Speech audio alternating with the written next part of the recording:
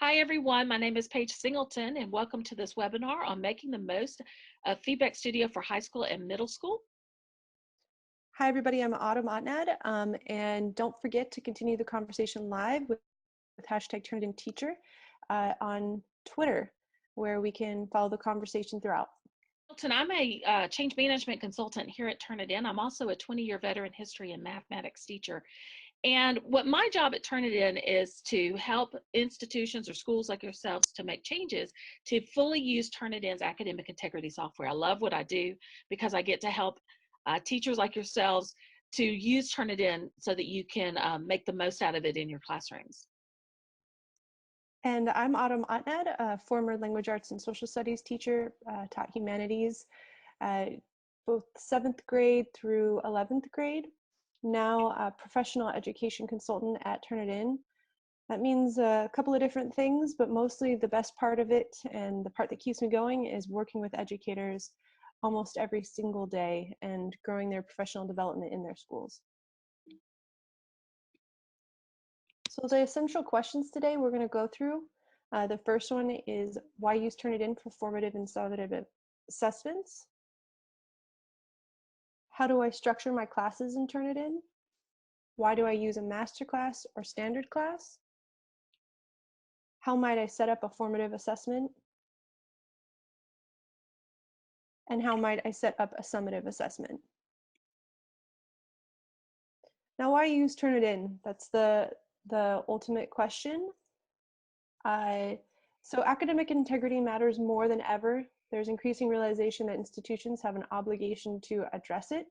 Sounds pretty serious, but you know, it happens in higher education, and K-12 schools are realizing it more and more that they need to address this issue. 80 to 95% of high school students admit to cheating, and schools worldwide are dealing with scandals when students don't do their own work with integrity and it comes to light. So a lot of times when people think of Turnitin, they think of it as a plagiarism prevention service, but there's so much more to Turnitin beyond that single piece.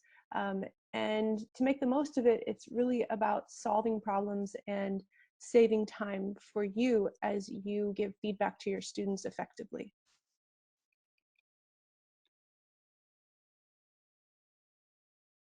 So Autumn, have you ever taught multiple sections of the same class? Absolutely. For example, to teach, most of the time I have taught multiple sections of the same class.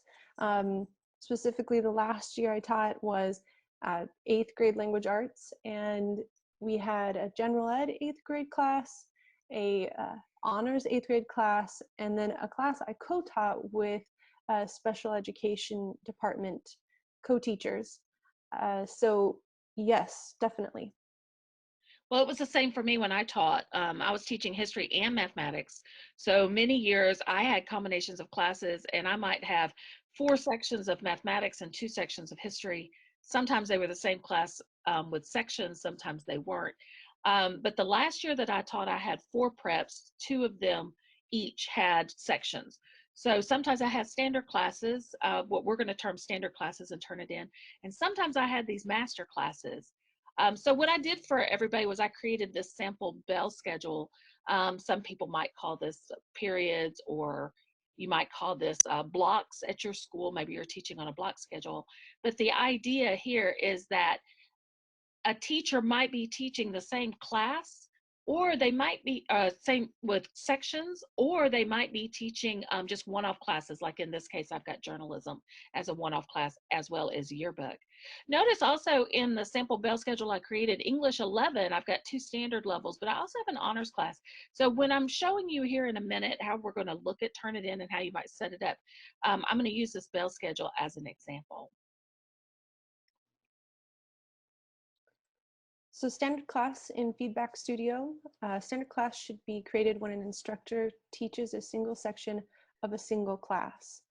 For example, when I used to teach, kind of to help you survive all of those preps that were very similar, each person in the department would get either a journalism class or the creative writing class or potentially a yearbook class. I mean, they had to really fight for that one at my school.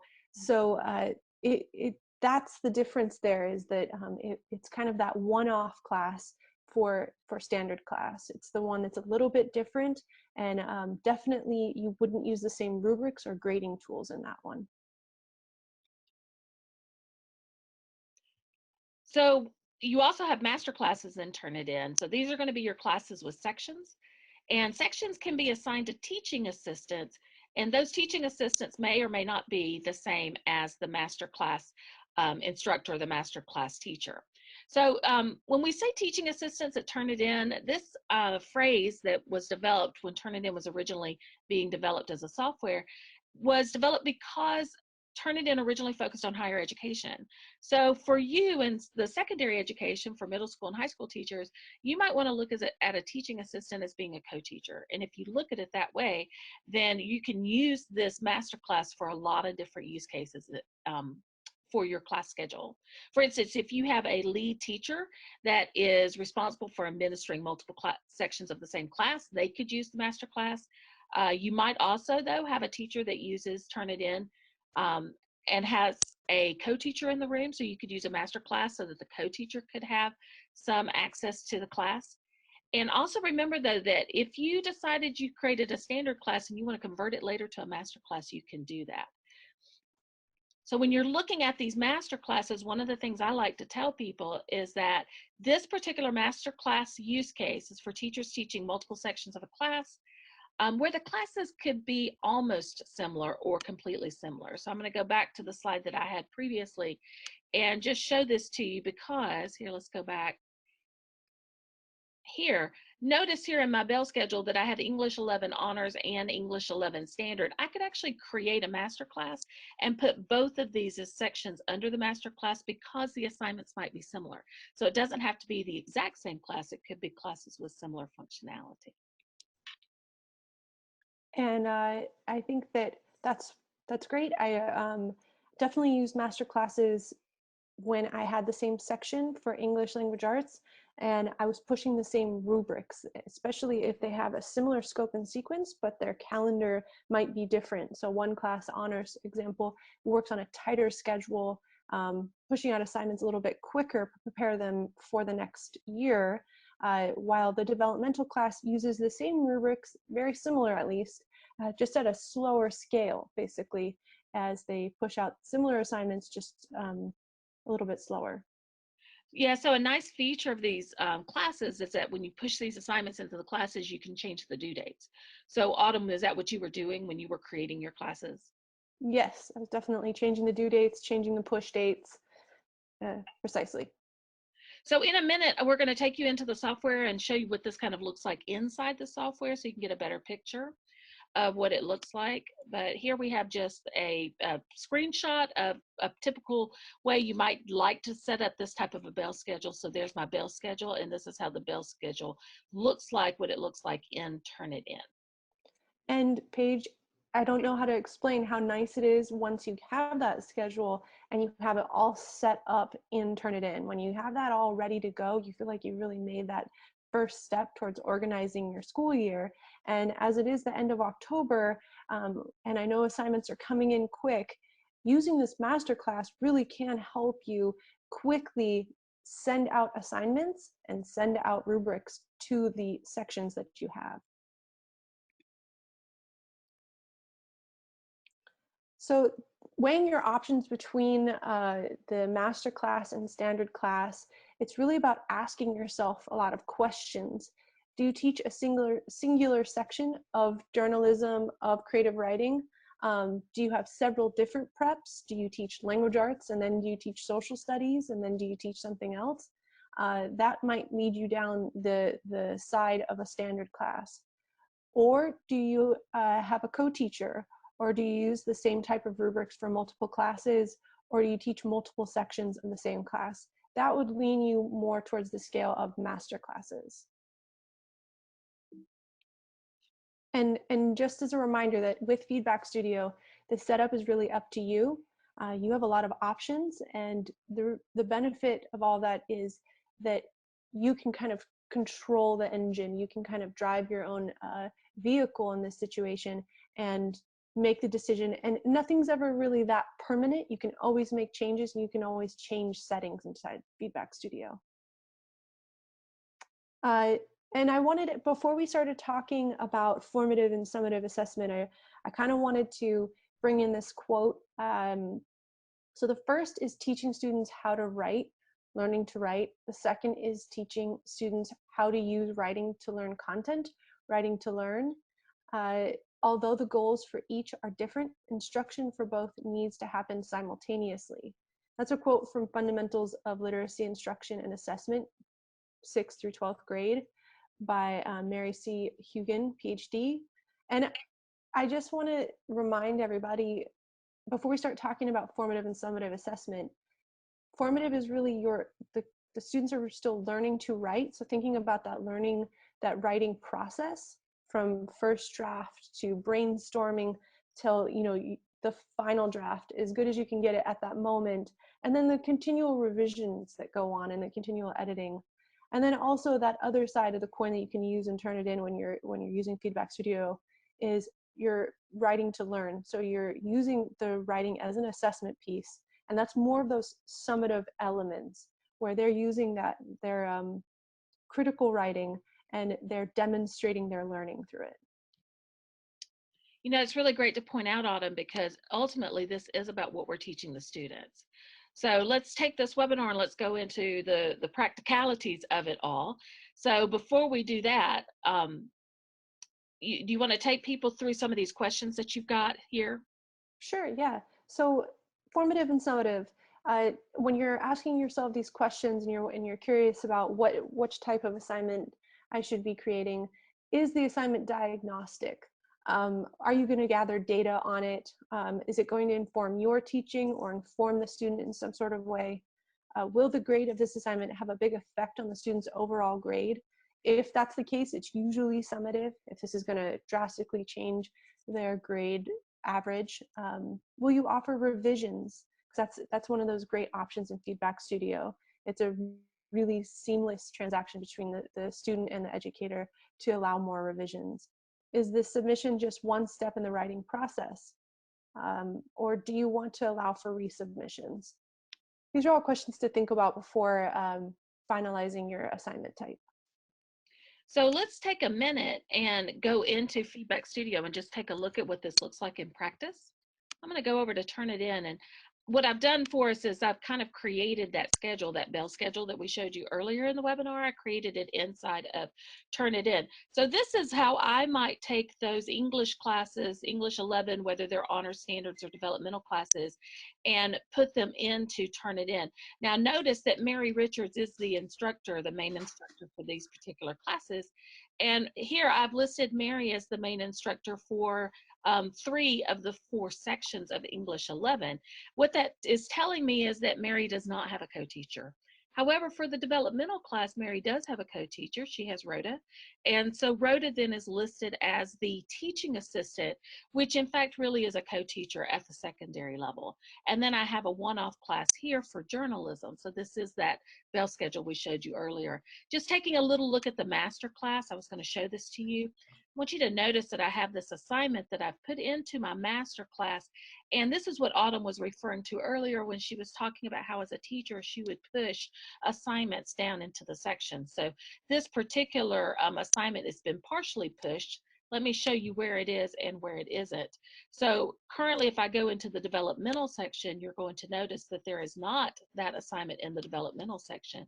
However, if I go into my honor section of this class, you will see that that assignment has been pushed down into the honors section. So in talking about formative and versus summative assessments, what Turnitin has done for you is when you go into an assignment, whether you're going into the master class or the section, so I'm going to go back to my home page here and take myself back to this master class. This is where I set up the assignment. And so now if I wanted to edit that assignment, editing it here is nice because then it edits for every place that I put it. Keep that in mind when you're dealing with master classes. You have to really be cognizant of whether you're in the master class and you're making changes or whether you're making changes in one of the classes that you've pushed the assignment to. If you make changes in one of the sections, those changes only apply to the section.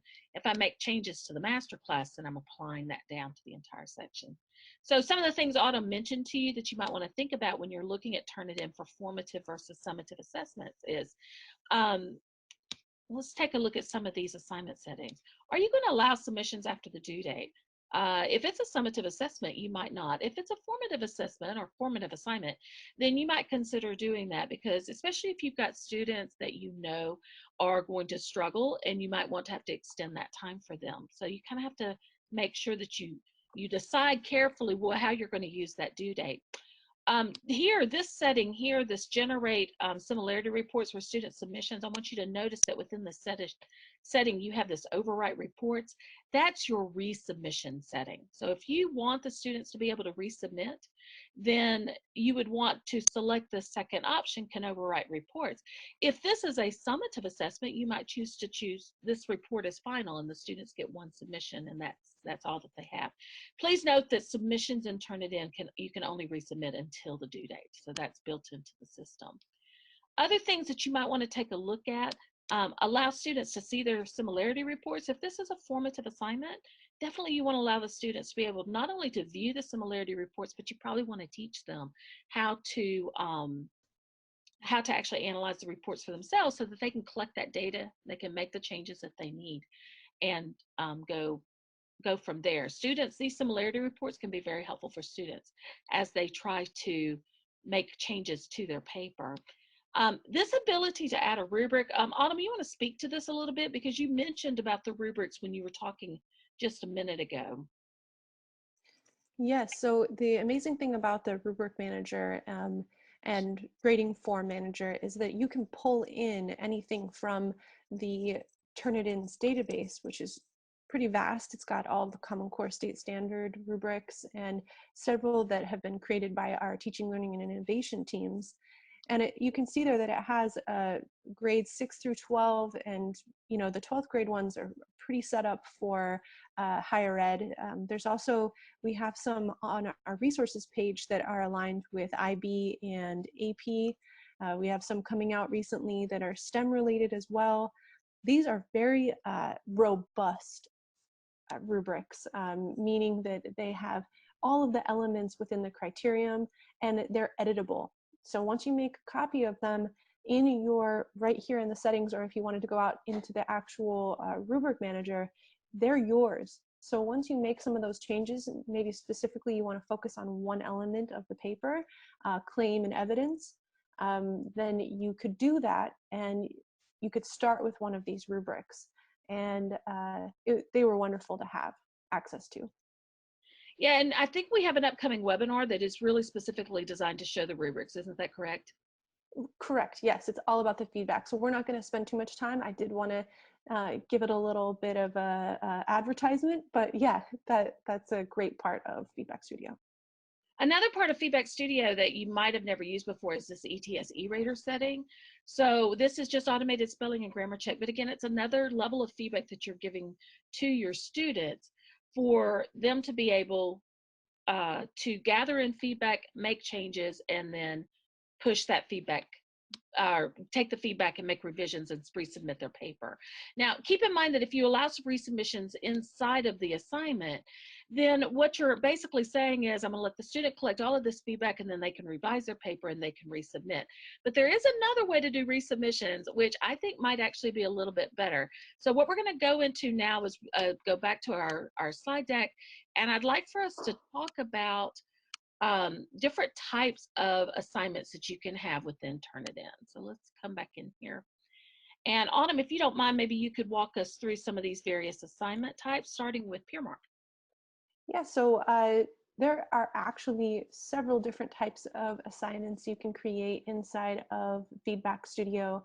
And some of these are sometimes forgotten, and so I want to shine a light on them. After students have submitted an assignment, a standard assignment, whatever it may be, you have all these options that come open to you in Feedback Studio. And the first, and probably one of the most important, because if you ever think about what you have to do in your classroom physically to accomplish peer review, This does it electronically. You have to do a few steps in Feedback Studio, but it really does allow students to review their peers' paper based on scale and free response questions selected by me, potentially the instructor. And in that element, it's wonderful. You're not having to make multiple copies of students' papers. You're having to make sure people have passed them around. You're really giving them an electronic option, which also allows for a little bit of secrecy and privacy about who is grading whose paper. And in that, somebody like Joe and Billy, their best friends, he doesn't necessarily, because if he's sitting right next to him, want to give him negative feedback. But if it's anonymous, maybe he'll be more constructive in his feedback when he's using the Peermark assignment in Feedback Studio. And The Autumn, other, didn't you use Peermark in your classroom? oh, definitely, yes. And it was great. The students gave several more pieces of peer review than they would when we did it in paper form. Another option is the revision assignment. This is after students have submitted their actual whatever draft. We'll say final draft, but we all know that it's not necessarily always final draft. And the instructor has provided them some sort of feedback. Then you can assign them a revision assignment. And they can revise their copy of their paper without overwriting the previous drafts and submissions. What I've heard from educators is the revision assignment is particularly important if you have a long stint assignment. Say you have a year-long writing assignment that you build on quarter after quarter, and it doesn't overwrite it, so you can really see each step of the writing process happening for the student over time.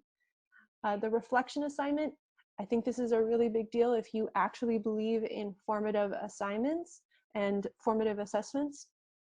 It supports students by allowing them to reflect on the writing process as well as offer feedback to you on the assignment. So after they submit this piece into you in the standard way, you get this reflection assignment to the student, and they can give you feedback, like really honest feedback about how was the assignment organized, how did they do on all of the pieces, and where would they have liked to have a little bit more support.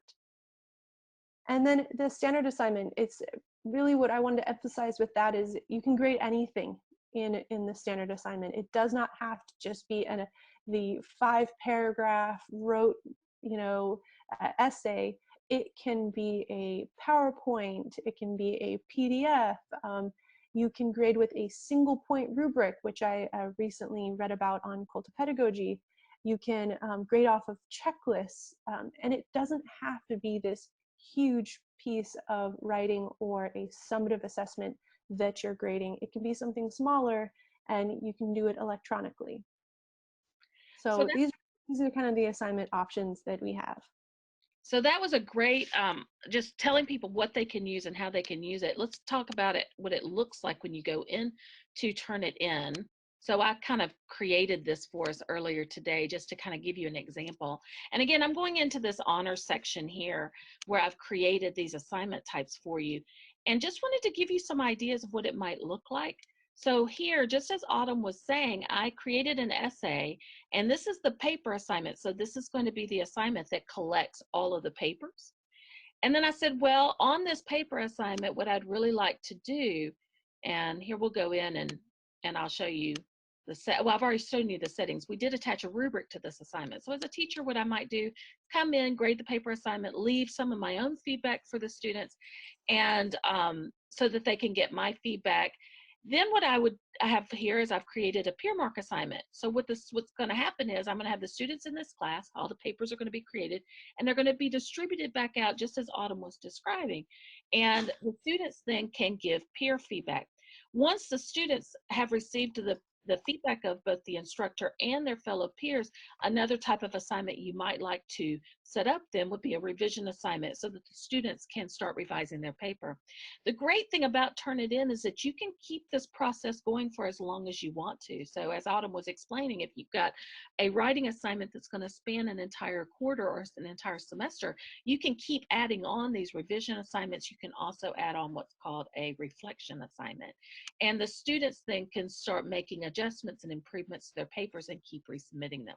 One thing I will tell you is that if you're inside the paper assignment, and when you're thinking about settings, if it is your intention to set a revision assignment, my advice to you is in this assignment setting here, where it says can overwrite reports until due date, I would not select that one. I would actually change this to first report is final.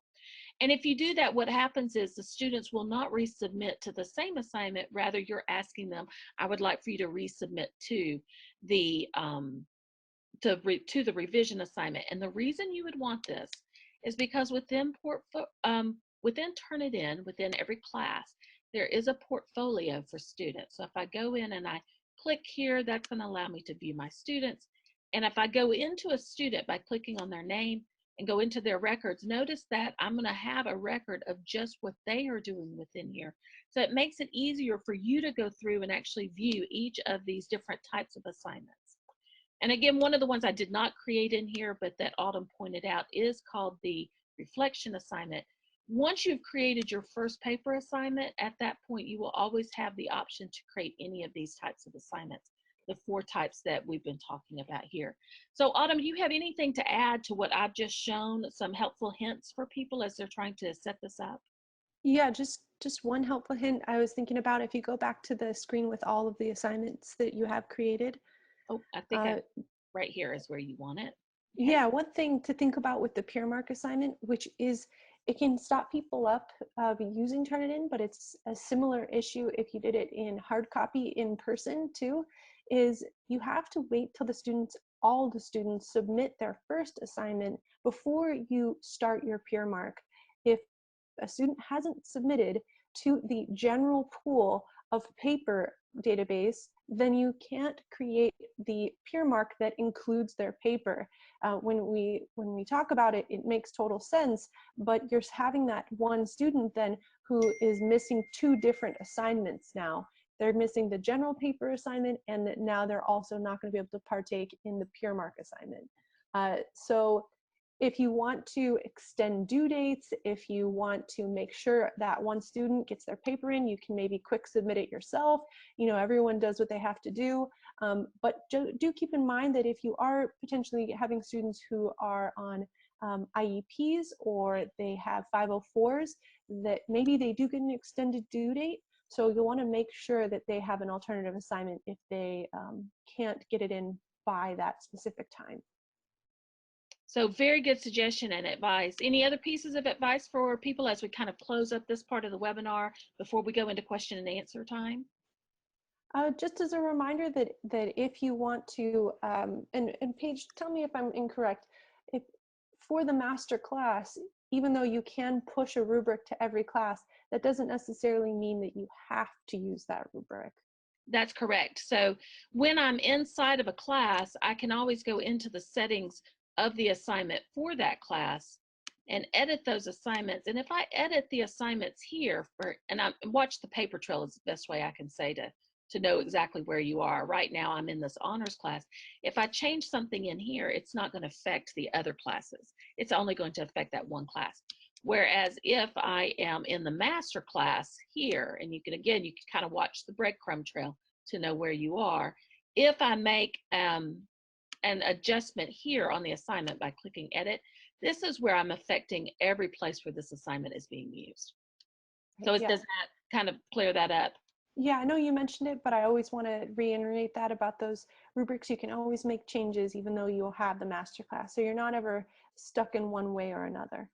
And for those of you that maybe you've started your classes out already this year, but you're now you're thinking about it and you're like, oh, I should have set up some master classes. You can take a class like journalism and you can go into the settings of the class and you can convert that to a master class. So just remember that you can always convert from one to the other if you didn't realize what you could do until this moment, since we're in October. Yeah, and then one other thing, when you said that, if you already have set up your classes and you do want to convert to master classes, remember you don't just have to share, or you can share with whoever you want in terms of who your TA or co-teacher might be. That's great. And it also could be an admin. Potentially you have a student whose parents are emailing you, and you want to have the admin to have full eyes on what's going on. They can really do that. You can also invite potentially an English language learner teacher to the class. That was something that I did in one of them. Or you could invite your department head in English language arts or in social studies. Especially if you're a first year teacher and you have a specific mentor teacher, that it's not just one person, it's who you want to invite to see what's going on in your feedback studio environment. Yeah, you can always change any of this by just going into the settings. And Mm-hmm. here I can change that TA's name and just kind of think outside the box as to who a TA might be. Yeah, So, it's very helpful, especially during conversations where parents are involved or whole committees are involved for a student. okay, so again, these were your 4 types of assignments. Hopefully you've got some ideas for what you want to do with this next. Thank you so much for being here with us. We've really enjoyed doing this. Autumn, do you want to talk about some of these other webinars that will be going on? Yeah, so we have a whole series of informative uh, webinars that are coming up that are specifically directed to K-12, and a couple of them are Getting Started, a new admin's helpful guide to Turnitin Feedback Studio, Turnitin Plagiarism, Turning Plagiarism into Teachable Moments, which is a really exciting conversation, and a highly effective feedback loop. And that's the highly effective feedback loop is the one I think specifically that's going to go more into rubrics and grading forms. So if you want to hear more about that, I would tune in to any of those. And remember, if you can't make it on the day of, there will always be access to a recording afterwards. We did have a question. Okay, so the question was, you said all the students, in a Peermark assignment, you said all the students have to turn it in before you can do the Peermark. Can you take one of the students out of that Peermark assignment? The thing about Peermark is an automated system. So once the students turn in all of their papers, the papers are going to be automatically redistributed out to all of the students. So in that sense, it really wouldn't take you don't take any of the students out. You could, however, though, ignore the Peermark for that particular student. So I don't think it's going to really affect them if they don't go in and actually do the Peermark assignment. However, they would get papers that would be assigned to them. So I don't know if that answers your question. Hopefully that does. But no, you're not going to be taking one of the students out of the Peermark assignment. So do we have any other questions? This is Paige. Let me turn on my webcam so that everybody can see me. And please feel free to ask any questions that you would like.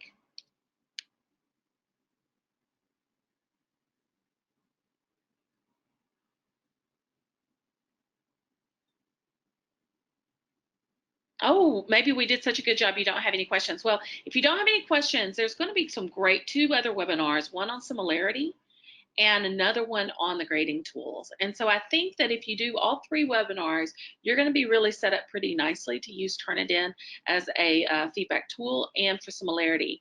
So very good. I hope that this has kind of helped you understand how to set things up though for your semester or for your quarter, depending on how you have your schedules arranged. Okay, well, everybody, thank you so much for joining. And please show up for our other webinars. We hope to see you then. And I hope you all have a great day and a great rest of the semester until the breaks and the holidays come up. So thank you very much for joining.